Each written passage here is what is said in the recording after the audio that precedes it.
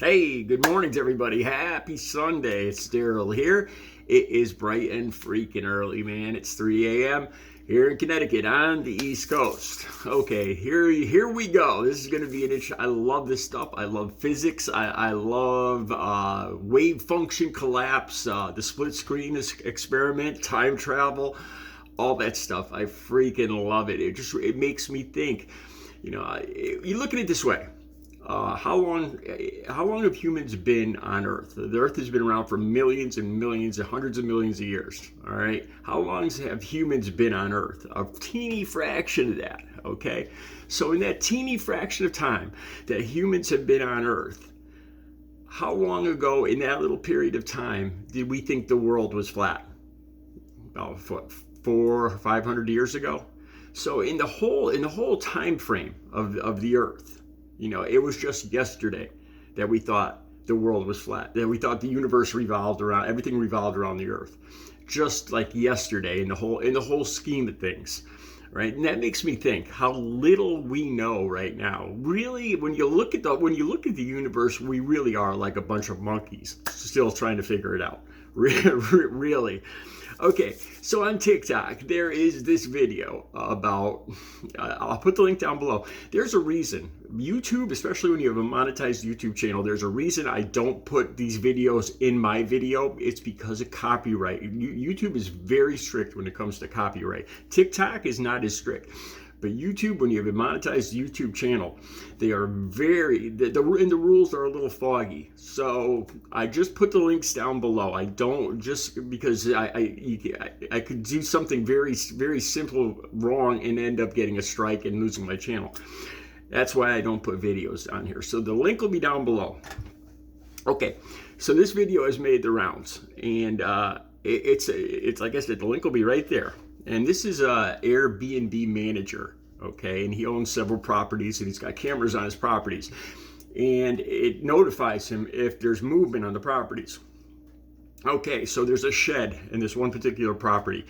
And you can see the shed on a camera. He's got cameras set up. And he gets a warning. And there's a young guy that looks like he's being chased. Like I said, the links, there's several links down below where you can read this whole story. And you see the guy clearly on the camera. He's a young guy, maybe in his 20s, with backpack on, and he goes into the shed in this guy's backyard. Okay, so he calls up the police. He says, "Hey, there's a guy going in my shed. I'm the manager of the Airbnb, and this guy just went in my shed. He's in there right now." The cops come. They search the shed twice, and you see the camera is on this. There's a speed. It speeds up the camera, so you can see the guy hasn't left this shed. Now, there's two things that I wonder here: if there is possibly a tunnel below the shed, or I think you don't see every side of this shed. You see it from far away, but what if there's some way that he can get out on the other side? I don't think there's cameras all the way around the entire shed. So in my opinion, it is possible that somebody could go in one door and sneak out on the other side. I'm not sure of that, though. Okay, so the cops show up and they search the shed twice. And now this Airbnb manager is saying, the cops think he's a freak, a weirdo, that he's having them go out there for no reason. He's saying, this guy's in my shed. He's in there right now. I got him on camera. And the cops go and search it, and he's not there. Okay, it gets weirder. So the cameras are, he shows the time lapse. All the cameras running for 24 straight hours, and it goes from day to night. And then the next day, a guy leaves the shed, another guy, and it looks like the same guy that went in the shed the day before, except it looks like he's about 20 or 30 years older. He's got the same facial features, but it looks like he's about 30 years older. His hair's receded. He's got glasses. If you look, it looks like a guy went into the shed one day, disappeared. Cops come. He's gone. Next day, it looks like the same guy comes out, but he's 30 years older. Time traveler. Okay. Let me say this. One thing that gets my attention is the split screen experiment, wave function collapse, that the world reacts to us observing it. Like I always, this is a simplified version of Schrodinger's cat. Okay, say you got a quarter here, heads and tails, and I put it in a box. This is a very simplified version, right? And I shake this up.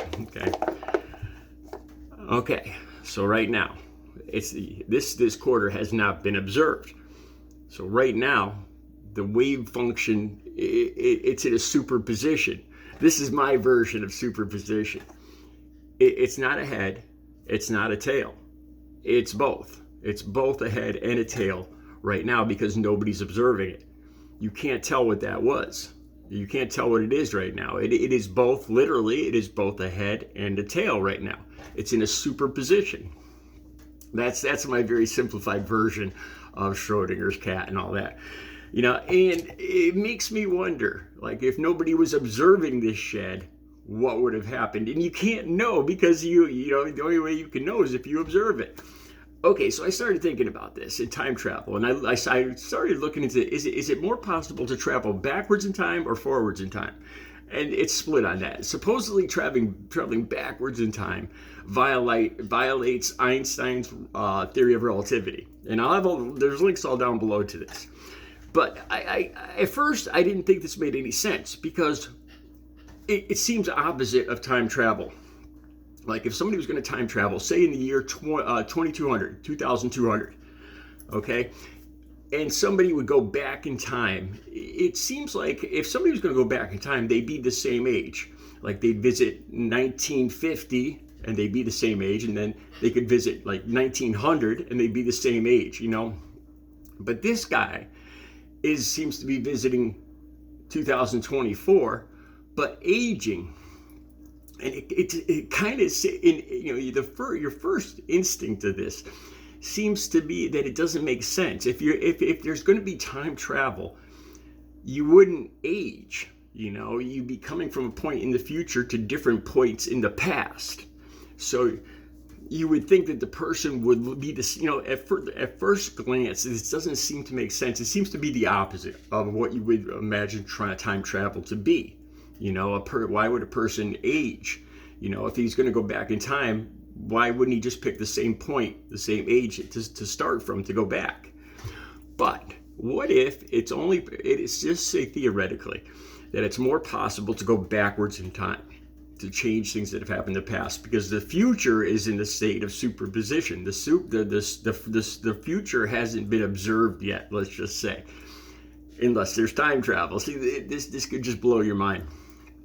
Okay, so say this guy's from the year 2200, okay, and he comes back, and because there's something's going to happen that we don't know about right now, 2024.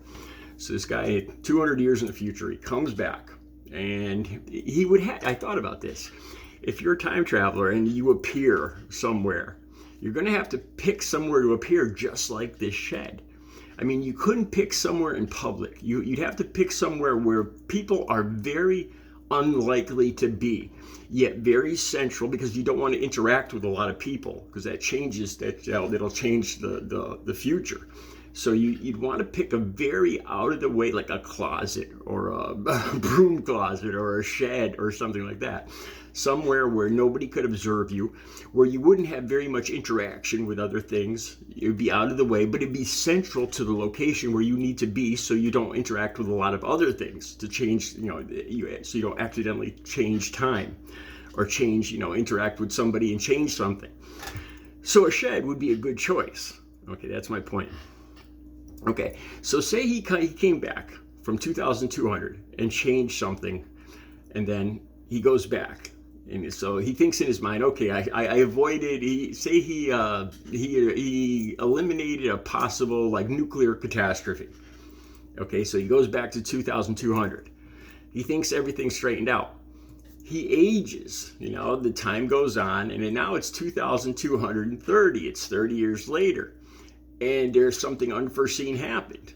You know, in those 30 years in the future, when he aged, something affected something else, and he didn't see that coming. He didn't realize that, you know, there was something imperfect about him going back the first time and changing time. So now he has to go back again from 2000 to 2230 and change it again, kind of tweak what he did the first time.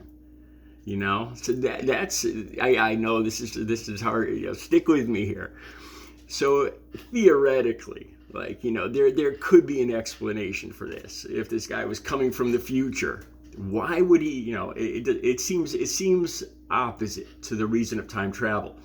You'd go back in time so that you would be this age and you'd experience different times. So why would he go back in time and be older? Why would he be older and come back to our same? It seems opposite of the way time travel should be. But like I said, in this scenario that I just came up with, if he came back to tweak something in this year, and he didn't, he had unforeseen consequences, say 30 years later in the future, he would have to come back again, and that's him coming back again.